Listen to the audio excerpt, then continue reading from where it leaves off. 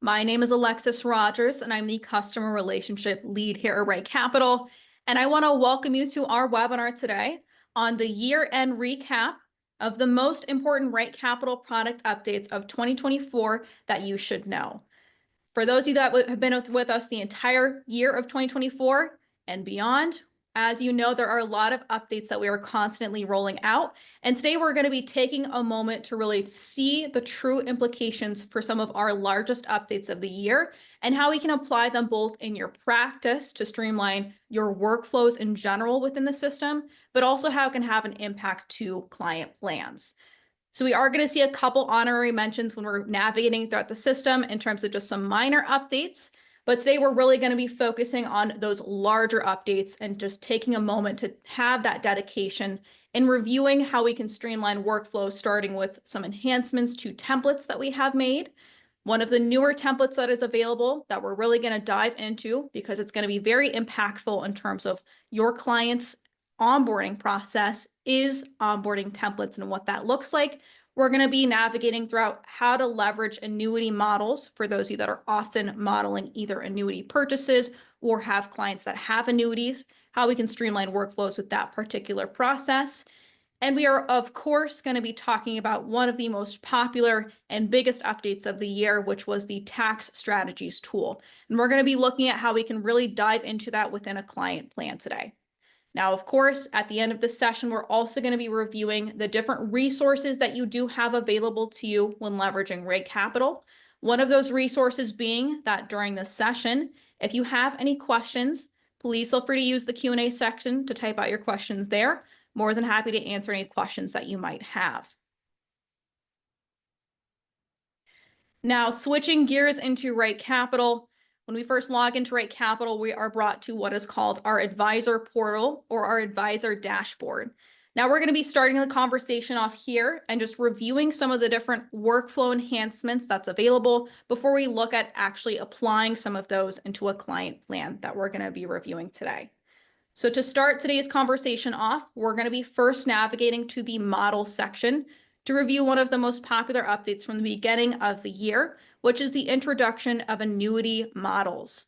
So under the model section, this is where we can find the newly enhanced annuities model section. And with the annuity models, the purpose of this is to streamline your data entry and make that process a little bit easier for those of you that are often going to be proposing an annuity purchase, which we are going to be walking through when we look at our client sample for today. And also for those of you that often have clients with pre-existing annuities, especially if you're an annuity salesperson yourself. So under the annuity section, we can add an annuity model by clicking on the Add Annuity Model button. I already have a couple already carved out for us to take a look at. When we do add an annuity model, we can title each of those by clicking into the header, titling it, for example, the Index Annuity Income Rider or a RILA, for example. We also have the ability, and this is one of the enhancements that you will find across all models and templates, is the ability to copy off of some of these and continue to build off of them. So if this particular annuity model is something that I have a branching annuity product that I might be looking at as well to create that streamlined model available here, I can hit this copy button and then continue to build from there if desired. Now, when we are looking at the parameters of the annuity model, some of the things that's important to note is that the first thing we can specify within the model annuity is we can specify what type of annuity it is. So right now we have it indicated that this is an indexed variable annuity, but if we're looking at a different type of product, let's say this is an indexed annuity or fixed or variable annuity, we can select each of those options from the drop down here and then indicate the correlating parameters. Now below is also where we indicate, especially for those that are going to actually have income riders or guaranteed income streams, some distribution options. This is where we're establishing in our advisor portal that practice of streamlining your workflows. So what we're establishing here is going to become an option for us when we are actually looking at a client plan and looking to implement an annuity product. We will have the option to select from one of these distribution options and have that data fed over into the client plan, just to make that data entry a little bit more efficient for yourself and streamlining that repetitive motion you might have been making. So you're going to see that that's kind of the purpose of these models and templates in general. But under distributions, if we just click into one of these existing ones, for those of you that are already familiar with entering annuity distributions, the data entry is still going to look the same in this particular field. We would establish here, just to make it a little bit easier for ourselves, as I have, the name for this distribution type. So that way, when we're looking at the actual client that we're going to be implementing this with, we know that this is specifically the income option at age 65. And then we would select what type of distribution it is going to be. It's going to be the lifetime income option or annuitization. And then we can indicate those correlating parameters to having an income stream off of an annuity, which is whether it's single or joint income streams, the roll-up rate if applicable, when the roll-up stops, and also when the income starts, and the income percentage, and if we have any sort of base fees associated with the product itself. Now, like I said, this is establishing the core of our annuity model. When we actually apply the annuity models, as you will see when we do so, you still have the option to customize these parameters. This is really just looking at streamlining that initial data entry itself. So this is going to be one of the first updates we've made for the year that I wanted to cover for today. Just an honorary mention for those of you that look at equity compensation or stock plan data entry in the system. One of the other major updates that was made for those of you that are in that particular niche of stock plan planning, under the model's vesting schedule, one of the other options and enhancements that was made to the vesting schedule options is you also have the ability to create vesting schedules on a semi-annual, quarterly, or monthly specification. So that's going to definitely have a larger impact for those of you that are often going to be entering stock plans that have a vesting schedule that will be a recurring monthly topic or a quarterly item for that particular equity compensation package. So just an honorary mention to what that looks like. And one of the other things that we've enhanced is going to be found under the template section. And that's going to be the categories. Now, the category section is going to be extremely relevant for two different things within the system. Categories is where we can establish, number one, budget categories. So if we're using the budgeting tools with the client, and we know that maybe typically most of your clients have the same preference for what those categories are, or you wanted to have the baseline established or your standard established, you can also accomplish that with the categories templates. Now, categories can also be implemented when we're looking at things like retirement or pre-retirement living expenses. So if we prefer a worksheet data entry for that particular piece of the plan, categories is also available from there. Now, this is establishing the standardization of a template. So we can establish that from here, and you still have the option to customize the templates once they're actually implemented. So from here, similar to the actual category section, we can add new categories, whether it's an expense category, an income category, or just an other category. And we can start to customize what those mean. And then if we're wanting to take it a step further, specifically for those that are looking at leveraging budget categories with the budgeting tool, we also have the option to utilize the transaction mapping feature. So with the transaction mapping feature, this is going to be specific to account aggregation, meaning that the client linked their accounts in the profile net worth for an account that's going to be feeding over transactions, which is typically those bank accounts and credit cards. This is where you can become a little bit more refined and vary in the details in regards to how you want those aggregated categories to fall in terms of the RightCapital budget category template we just established. So you can get very detailed with this particular option. But this is one of the other templates that was enhanced with the 2024 year. One of the biggest and very popular tools that was implemented in terms of template updates is the onboarding option. And this is going to become extremely prevalent if you're looking at refining your onboarding flow or just having established options for what you want to see for the onboarding flow. So if you click into the templates onboarding section, this is where we can go to establish new templates or modify existing templates. For those of you that are already familiar with those 6 steps of initial data entry, when we first open up or create a new client in the system will automatically guide us through those 6 initial steps of data entry. That's going to be using the profile card layout, and that's going to be guiding us through the process of carving out the current plan for the family that we're planning for. What the onboarding enhancement does is it allows for you to further customize that 6 initial steps of data entry, whether you wanted to rearrange those steps or if you preferred a different visual layout. You also now have the option to include additional steps that can be key in terms of that onboarding workflow. So within the templates onboarding section, if we clicked on the new template button, that would allow us to then title this particular onboarding template. Let's say, for example, looking at my onboarding workflow number 1, we can title that, hit the check mark to save the name change. And we have 2 different options for the select template type. The first one is a profile cards layout. That's what we're going to be probably most used to when it comes to the RightCapital defaults of the onboarding workflow. But the newer enhancement and the new option for onboarding visualization is the blueprint visualization. Now, I'm going to show us in a second an example of what both of those look like. But some of the other things that's going to be an enhancement, whether we select blueprint or the profile card layout here, is that you also have the ability to incorporate the vault into that onboarding flow.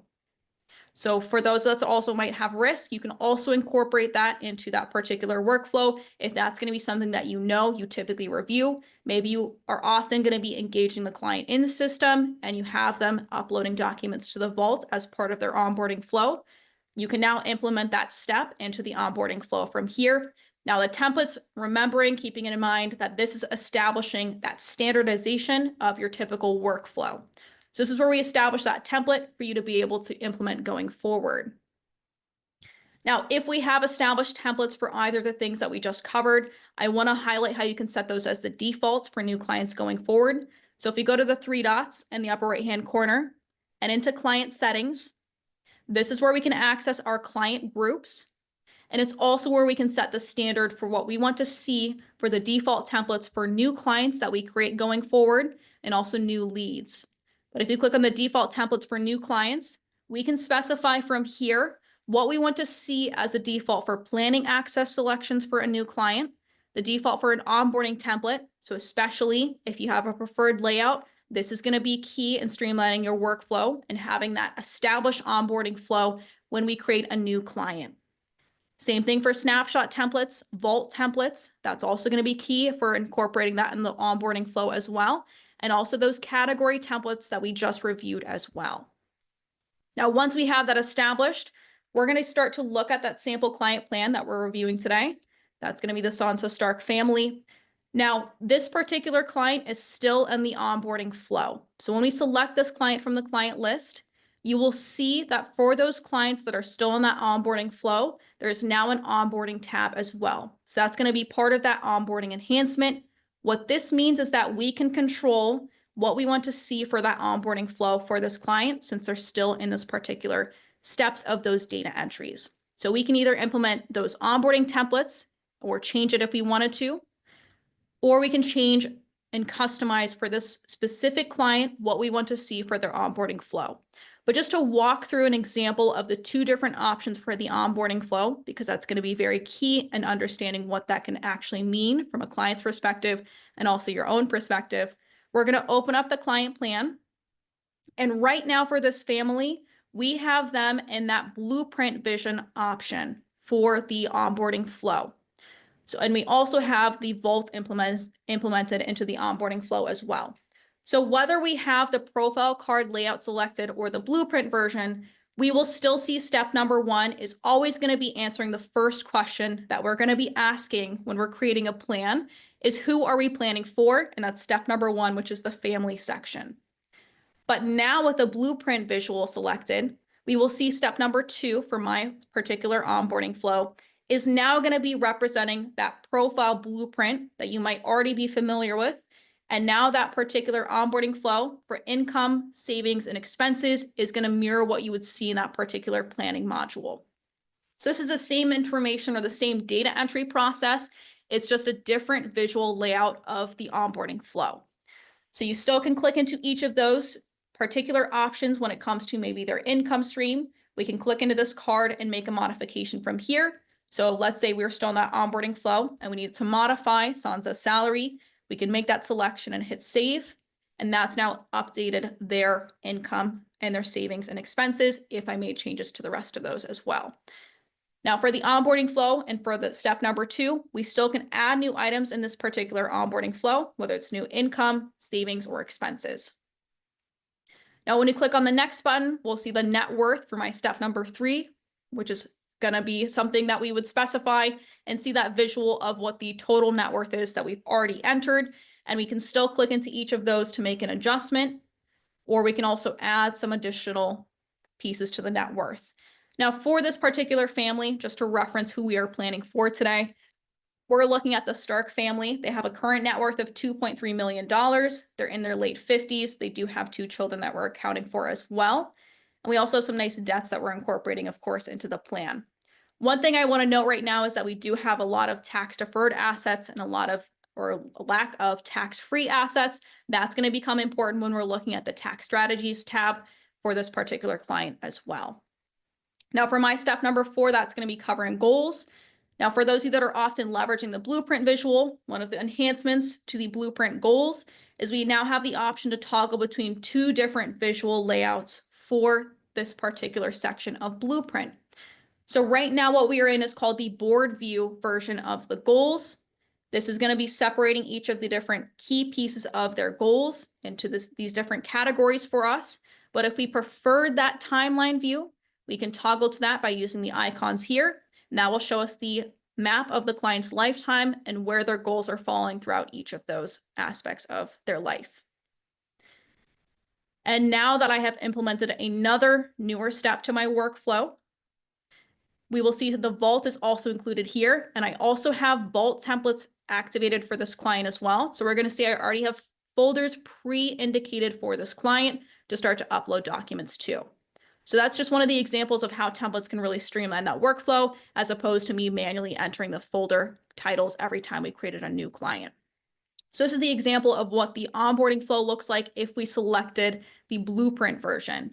If we go back into the advisor portal, since the client is still in those initial steps of data entry and still in what is considered that onboarding workflow, we will see that tab is still there for onboarding when we select that client. And what this means is that we can still modify what we want to see for the onboarding flow. So I'm going to toggle to the profile cards layout version. This is going to be the one we're probably most familiar with, as the default in RightCapital are those 6 initial steps of data entry. When we select profile cards, we'll see that the steps have now modified to reflect that change. And if we wanted to reorder the flow of the steps, we can do so by dragging and dropping each of these subtabs right here.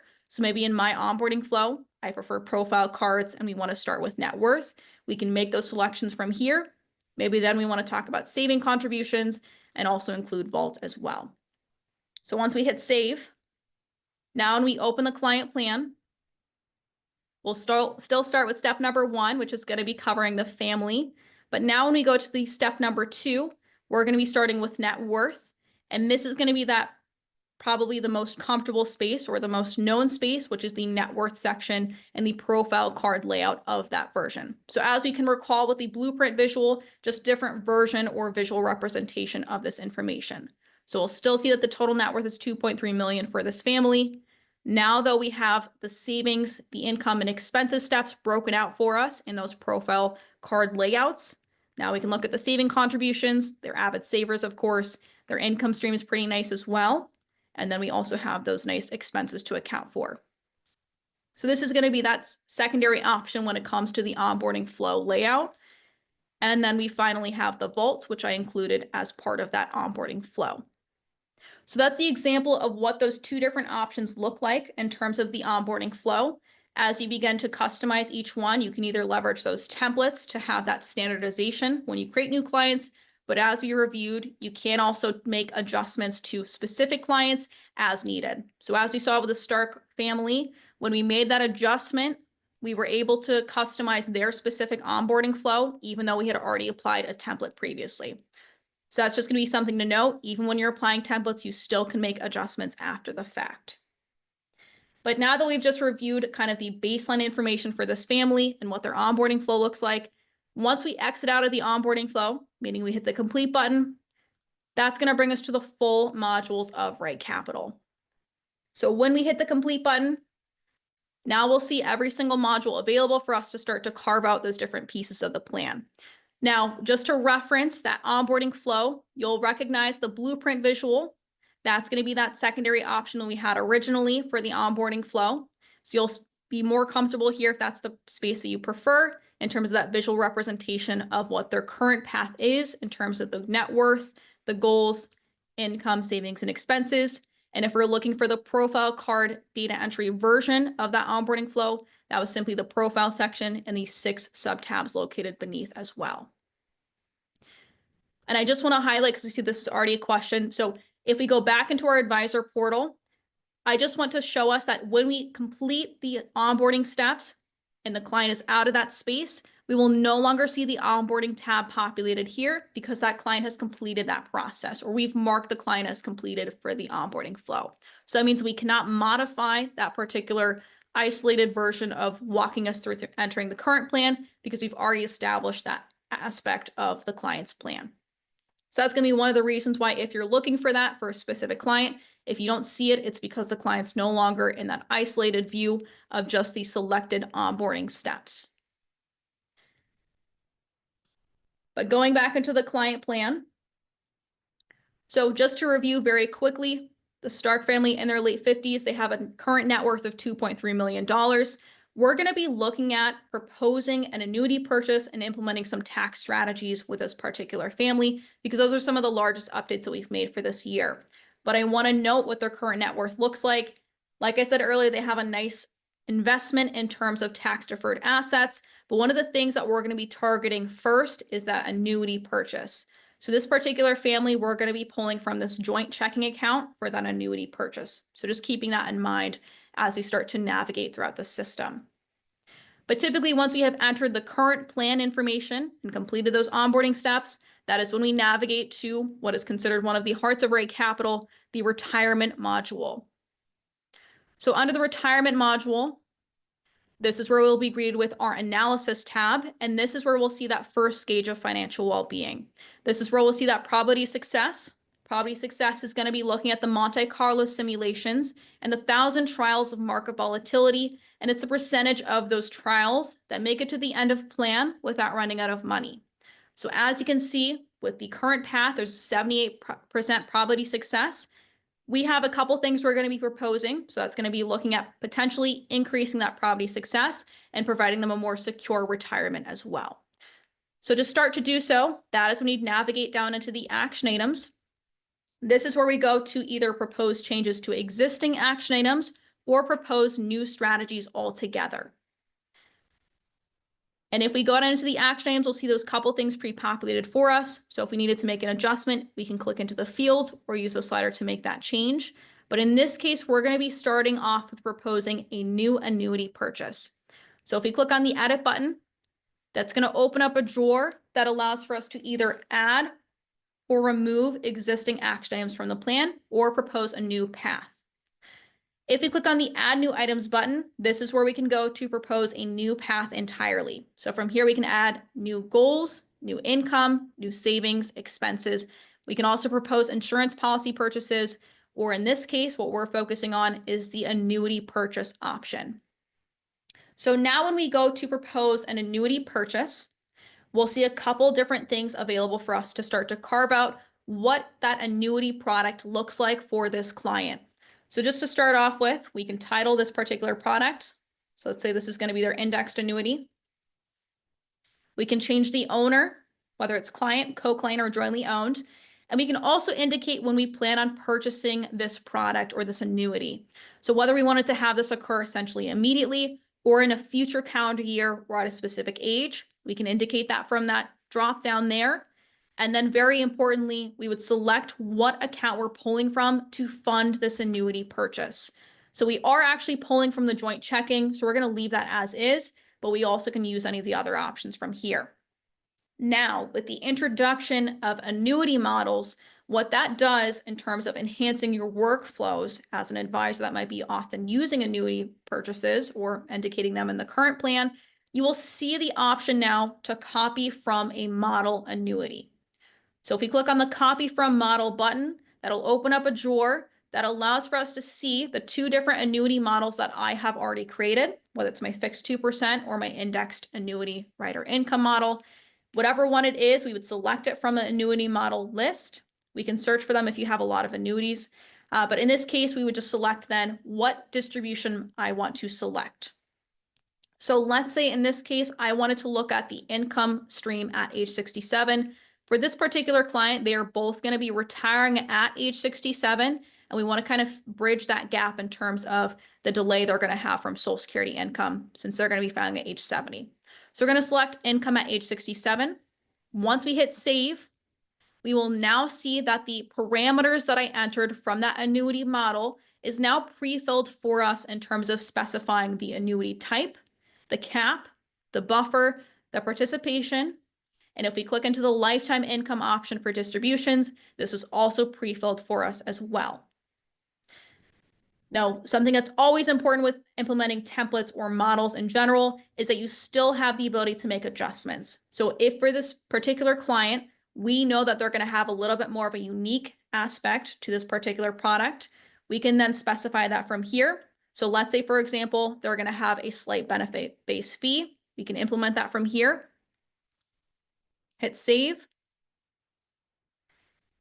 And we've now made that adjustment to this specific product. So copying from model really just alleviates the burden of that repetitive motion of entering the parameters you might have for the typical annuity that you look at modeling. Same thing for if we needed to modify the annuity type, you still can make that adjustment or cap, buffer, participation. Now, one thing you would still have to specify though, because it is unique per client, is the value that we're purchasing this annuity for. So in this case, we're going to be purchasing the annuity out of the joint checking for $250,000. And the benefit base is also going to be $250,000 to start with at least. Now, once we hit save, we will then see how that will impact that probability success. In this case, it's greatly increasing their probability success. And that's going to have to do with a lot of different reasons, but particularly for this family, they have a little bit of a gap in terms of income streams before they have Social Security income kick in. So that's going to be one of the first ways we can see the impacts of things like that annuity product. One thing that I want to note while we were looking at the action items, a more recent update, is that there's also the ability to reorder the action items themselves. So for example, you will see that there's the 6 dots in the left-hand corner of an action item, and you have the option now to drag and reorder the action items. So if I prefer retirement monthly living expenses to be the first thing listed under financial goals, I can drag and drop that and reorder to my heart's content. Same thing if I click on the edit button, you can also reorder the flow from here as well. So especially as we start to add more action items, you'll see the true impacts when you start to reorder what those look like. But now that we just reviewed how to implement an annuity purchase and also leverage and practice the annuity model, one of the next things that I wanted to highlight, and we'd be remiss if we didn't touch on it, is the introduction of the Enhanced Tax Strategies module. So if we go to the Tax tab, this is where we can find the Tax Strategies tool. Now, you might already be familiar and might already be leveraging a lot of the different tools available under the Tax Strategies tab. Particularly one of the most popular tools in the system in general is the intelligent filling up the tax brackets via Roth conversion tool, which is found within this particular section. But some of the ways that this has been enhanced is that there's the introduction of a new tax strategy within this particular tool, and also now a very popular Solve It button as well. To start with though, for tax strategies, we will be greeted here with a nice summary that's going to provide us a nice visualization or comparison of what our proposed strategy is faring in terms of tax adjusted ending wealth, the impact of taxes with that strategy versus that reference strategy. But to start to carve that out, that is when the action items really comes into play. So here in the action items, this is where we'll have 3 different strategies available for us to do some tax efficient planning, starting with the new introduction of the asset location strategy. Now, to better understand this, I'm going to scroll a little bit up. We're going to click on the drop down here and toggle to the asset location visualization. So this is where we can see what the current portfolio's current equity allocation is.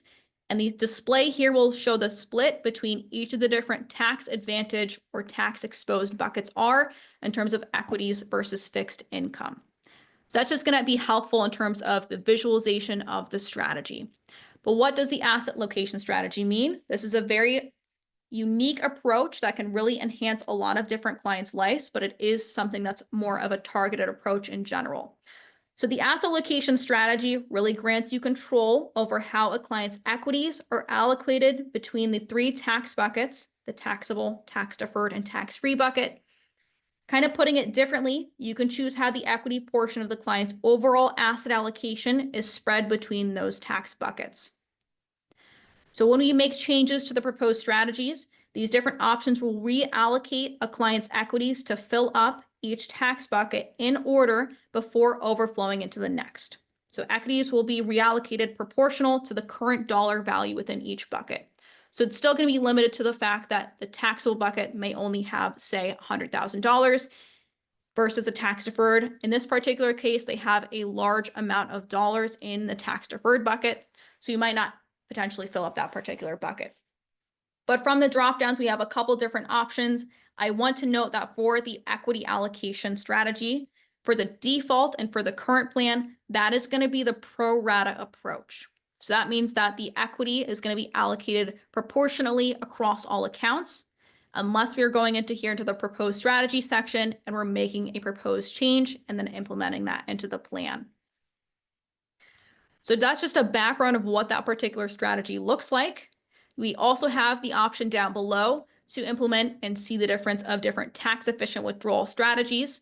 Withdrawal sequences being the order in which we are pulling from the different account buckets to fund any sort of negative net flows. So that's that idea that in the event of us having higher outflows than we have income flows, we're going to know that we have to pull from our assets to fund those particular expenses. So right now, for my default, for example, we'd be pulling from the taxable bucket, then tax deferred assets, and then tax-free if all else was depleted.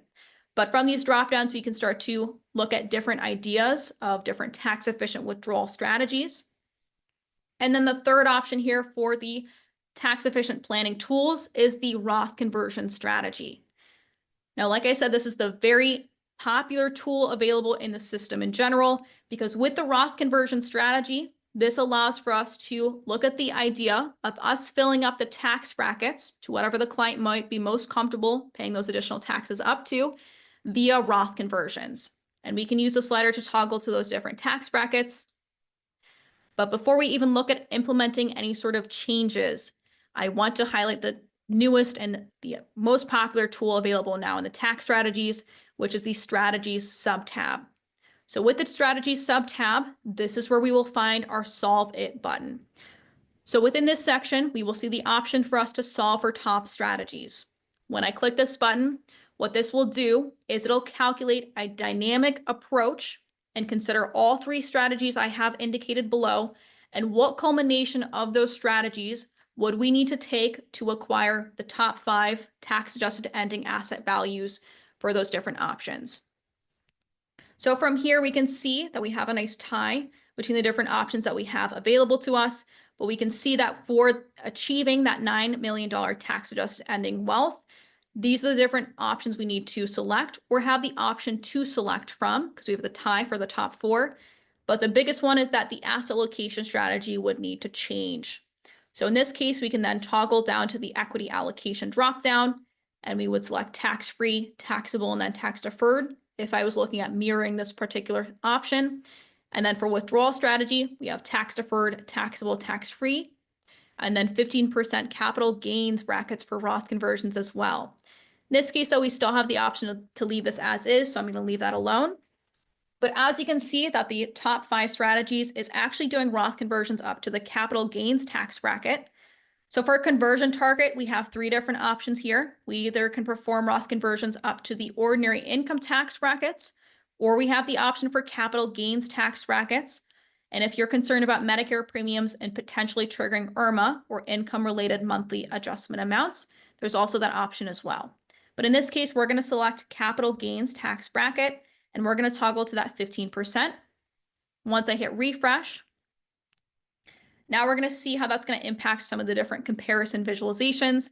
So I'm going to toggle back to summary and change our point of view to the summary of tax strategies.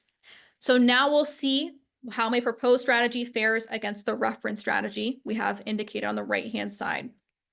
So you can see how much more in tax-adjusted ending wealth we have with that strategy, how much less we're paying in taxes with that strategy as well, as how we're reducing the need for us to withdraw from tax deferred accounts overall with that strategy. Now, one of the key things I want to note for the strategies tab and for the tax strategies tool in general is that this is a dynamic calculation and a dynamic tool. So if we scroll back down into the action items, we can click on the edit button, and that will open up a drawer that allows for you to indicate if you wanted to exclude or choose different types of tax strategies. So for example, let's say for this client, the withdrawal strategy is not as important for them. As you can see, we can toggle that off. And once we hit the save button, we'll see that that has been removed from the action items and is no longer there for us to be able to make a change to. And now we have the option to recalculate the top strategies as well. When we hit that button, it will then recalculate what those different strategies are and those different top strategies, looking at just isolating the asset location strategy combined with the Roth conversion strategy. So this provides us with a couple different options, but this is just an example of how the top strategies is a dynamic calculation, but that also includes what you want to review in the action items. So if maybe for this client, we were only going to be isolating Roth conversions, we can always go back into the edit button and then deselect whichever ones is not relevant, or select all of them. And you also have the option to indicate a hard stop for Roth conversion calculations or ensure Roth conversions don't get calculated prior to a certain point for the client plan. So there's a lot of different functionality available from here as well to make it a more customized tax efficient plan for the client. But once you've implemented that change, there's a couple other key tabs available here. The calibration tab, just for reference, especially when we're looking at the Roth conversion tool, this is where we can see the ordinary income tax bracket chart. We can see where the clients are falling in terms of the income thresholds for each of the tax brackets. I just want to note really quick that I am using the 2026 TCJA sunsetting tax law for my assumptions, but you can make that assumption or differentiation factor in your own settings. But that's why we're going to see here two different tax brackets for some of the different ones that are going to be sunsetting according to my tax law projections. But you go down to this drop down, we can also view the capital gains tax bracket visual as well.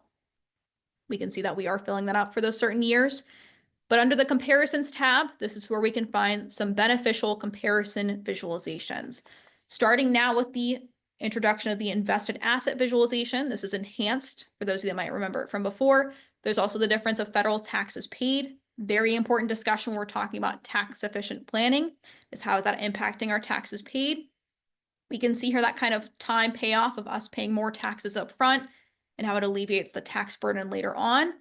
And a large portion of that is going to have to do with the reduction of required minimum distributions or RMDs. So you can see here the difference between the reference strategy and the proposed strategy and the impacts to RMDs. In this case, we are essentially negating the need for RMDs with that strategy.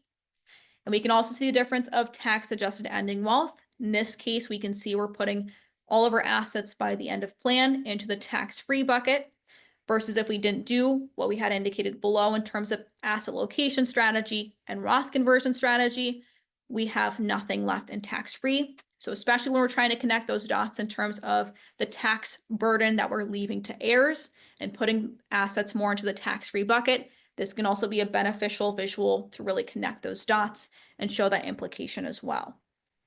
And then we also have the visual for withdrawals from accounts and account balance as well. Now, under the details tab, this is where we can find a lot of the nitty-gritty details of things like the withdrawals and conversions. So especially if we're looking at how much are we converting and when to fill up that tax bracket, we can then see the column for conversion amount, see when we're stopping conversions as well. But from this dropdown, we can also view the tax details, Medicare premium information if we have those turned on, of course, and also the asset location summary. So when we are actually implementing the asset location strategy, this is going to be one of those beneficial spaces to just see how the overall portfolio equity is faring over time.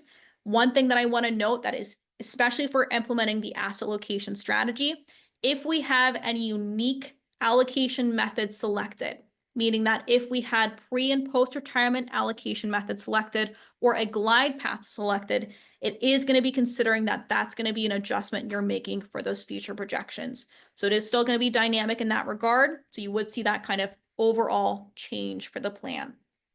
And then we can see the breakdown of the taxable account equity versus tax deferred and then tax free. And when we click into either of these, we'll see that breakdown a little bit further. And we'll see a column in terms of those included assets versus excluded. Now, when we hover the excluded column, we'll see what type of assets are going to be excluded from the asset location strategy. Because as you know, there are some unique products out there that are not going to be subject to what we're proposing for equity allocation. Those things are going to be those 529s, the annuity products, and those inherited IRAs. So that will just be displayed here for us for our reference. And for any other sorts of ones, we'll also see them listed here as well. So that's going to show us a lot of the details associated with all of the different strategies we have available. Now, once we have selected a strategy and we're ready to actually implement it into the plan, that is when you can navigate back into our retirement module and go into the analysis tab and then scroll down into the action items. And from the strategies option, we will see for tax strategy that we can then toggle to our tax proposal. And this is what we'd want to do if we wanted to incorporate our tax proposal that we just made and have it be incorporated as part of this proposed plan. So once we hit refresh, we will then see how that will impact that probability of success. Now, from our proposed plan versus current plan, we've got a 98% probability of success, which is fantastic, of course, in comparison to the starting point. And all that's doing is implementing our annuity product that we just proposed and also the tax strategies as well. Now we'll see those differences between the proposed plan and the current plan in the blue text.